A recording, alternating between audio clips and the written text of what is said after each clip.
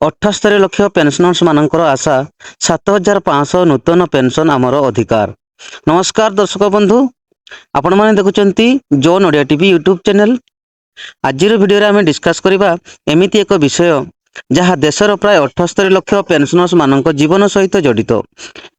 ସେହିମାନେ ଯେଉଁମାନେ ନିଜର ସମସ୍ତ ଜୀବନ ଦେଶର କାରଖାନା, କମ୍ପାନୀ ଏବଂ ବିଭିନ୍ନ ସଂସ୍ଥାରେ କାମ କରି କାଟିଛନ୍ତି, କିନ୍ତୁ ଆଜି ରିଟାୟାରମେଣ୍ଟ ପରେ ସେମାନେ ଯେ ପେନସନ ପାଉଛନ୍ତି, ସେ ପେନସନ ଏତେ କମ୍ ଯେ ସେଥିରେ ଜୀବନ ଚଳାଇବା ବହୁତ କଷ୍ଟକର। ସେଥିପାଇଁ ଆଜି ଦେଶର EPS 95 ପେନସନର୍ସ ମାନଙ୍କର ଏକମାତ୍ର ଦାବି 7500 ନୂତନ ପେନସନ ପ୍ଲସ୍ DA। କିନ୍ତୁ ପ୍ରଶ୍ନ ହେଉଛି, ସରକାର କି ଏହି ଦାବିକୁ ମାନିବେ? ପେନସନର୍ସ ମାନେ କି ଶୀଘ୍ର ରାହତ ପାଇବେ? ଆଜିର ଏହି ଭିଡ଼ିଓରେ ଆମେ ଆପଣଙ୍କୁ ଏହା ସମ୍ପର୍କରେ ସମ୍ପୂର୍ଣ୍ଣ ସୂଚନା ଦେବୁ। ପ୍ରଥମେ ଆସନ୍ତୁ ଜାଣିବା EPS 95 ପେନସନ ଯୋଜନା କ'ଣ? EPS 95 ପେନସନର ପୁରା ନାମ ହେଉଛି ଏମ୍ପ୍ଲୟ ପେନସନ ସ୍କିମ୍ 1995। ଏହି ଯୋଜନା EPFO ଦ୍ୱାରା ଚାଲୁ କରାଯାଇଥିଲା। ଏହାର ଉଦ୍ଦେଶ୍ୟ ହେଉଛି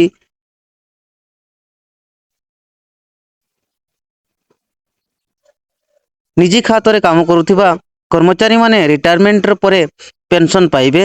ଯେତେବେଳେ ଜଣେ କର୍ମଚାରୀ କମ୍ପାନୀରେ କାମ କରନ୍ତି, ସେତେବେଳେ ତାଙ୍କର ଦରମାରୁ PF କଟାଯାଏ। ଏହି PFର ଏକ ଅଂଶ EPS ପେନସନ ଫଣ୍ଡରେ ଯୋଗ ହୁଏ। ରିଟାୟାରମେଣ୍ଟ ପରେ ସେହି ଫଣ୍ଡରୁ ପେନସନ ଦିଆଯାଏ। କିନ୍ତୁ ସମସ୍ୟା ହେଉଛି, ଏହି ଯୋଜନା ଅଧୀନରେ ମିଳୁଥିବା ପେନସନ ବହୁତ କମ୍। ଅନେକ ପେନସନର ମାନେ ମାତ୍ର 500ରୁ 1500 ପର୍ଯ୍ୟନ୍ତ ପେନସନ ପାଉଛନ୍ତି। ଆଜିର ମହଙ୍ଗାଇ ସମୟରେ ଏତେ କମ୍ ପେନସନରେ ଜୀବନ ଚଳାଇବା ଅତ୍ୟନ୍ତ କଷ୍ଟକର। ଦେଶର ଲକ୍ଷ ଲକ୍ଷ ବୃଦ୍ଧ ଲୋକଙ୍କ ଯେଉଁମାନେ ଜୀବନ ସମ୍ପୂର୍ଣ୍ଣ ଭାବରେ ପେନସନ ଉପରେ ନିର୍ଭର କରନ୍ତି, କିନ୍ତୁ ପେନସନ ଯେତେବେଳେ ବହୁତ କମ୍ ଥାଏ, ସେତେବେଳେ ସେମାନଙ୍କର ଜୀବନ ବହୁତ କଷ୍ଟଦାୟକ ହୋଇପଡ଼େ।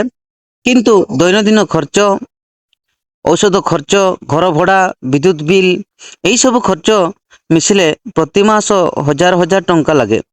କିନ୍ତୁ ପେନସନ ଯଦି ମାତ୍ର 1000 କିମ୍ବା 1500 ହୁଏ, ତେବେ ଜୀବନ କେମିତି ଚାଲିବ? ସେଥିପାଇଁ ଅନେକ ପେନସନର ମାନେ ଆଜି ଆର୍ଥିକ ସମସ୍ୟାର ସମ୍ମୁଖୀନ ହେଉଛନ୍ତି। EPS 95 ପେନସନର୍ସ ମାନଙ୍କ ସବୁଠାରୁ ବଡ଼ ଦାବି ହେଉଛି 7500 ନୂତନ ପେନସନ। ସେଥିସହିତ ମହଙ୍ଗାଇ ଭତ୍ତା ବା DA କୁ ଯୋଡ଼ାଯାଉ ବୋଲି ସେମାନଙ୍କର ଦାବି। ପେନସନର ମାନଙ୍କର କହିବା ଅନୁସାରେ ସେମାନେ ନିଜର ସମସ୍ତ ଜୀବନ କାମ କରିଛନ୍ତି ଏବଂ EPF ଫଣ୍ଡର ଅଂଶଦାନ ଦେଇଛନ୍ତି। ସେଥିପାଇଁ ସେମାନେ ସମ୍ମାନଜନକ ପେନସନ ପାଇବା ଅଧିକାର ରଖିଛନ୍ତି। ଦେଶର ବିଭିନ୍ନ ପେନସନର ସଂଗଠନ ସରକାରଙ୍କୁ ନିରନ୍ତର ଭାବେ ଏହି ଦାବି କରୁଛନ୍ତି। ଏହି ଦାବିକୁ ନେଇ ଦେଶର ଅନେକ ସହରରେ ଆନ୍ଦୋଳନ ହୋଇଛି। ପେନସନର୍ସ ମାନେ ଧାରଣା ଏବଂ ପ୍ରଦର୍ଶନ କରି ସରକାରଙ୍କ ଧ୍ୟାନ ଆକର୍ଷଣ କରିଛନ୍ତି।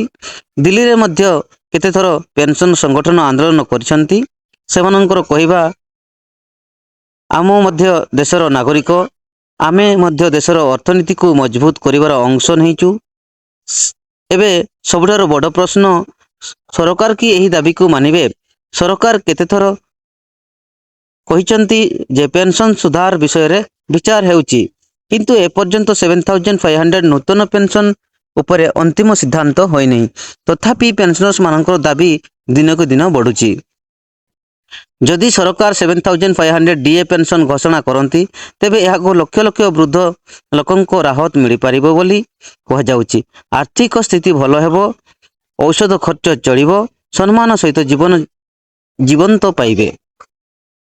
EPS 95 ପେନସନର୍ସ ମାନଙ୍କର ଦାବି ମାତ୍ର ଟଙ୍କା ପାଇଁ ନୁହେଁ, ଏହା ସମ୍ମାନ ଏବଂ ସୁରକ୍ଷାର ଦାବି। ଆଜି 78 ଲକ୍ଷ ପେନସନର୍ସ ମାନେ ସରକାରଙ୍କ ସିଦ୍ଧାନ୍ତ ଅପେକ୍ଷା କରିଛନ୍ତି।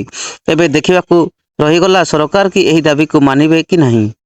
ଯଦି ଆପଣମାନେ ମଧ୍ୟ ମନେ ରଖନ୍ତି ପେନସନର୍ସ ମାନେ ସମ୍ମାନଜନକ ପେନସନ ପାଇବା ଉଚିତ, ତେବେ ଏହି ଭିଡ଼ିଓକୁ ଲାଇକ୍ କରନ୍ତୁ, ସେୟାର କରନ୍ତୁ ଏବଂ ଆମ ଚ୍ୟାନେଲକୁ ସବସ୍କ୍ରାଇବ କରନ୍ତୁ, ଯାହାଦ୍ୱାରା ପେନସନ ସମ୍ପର୍କିତ ସମସ୍ତ ନୂତନ ଅପଡେଟ୍ ଆପଣମାନେ ପ୍ରଥମେ ପାଇପାରିବେ।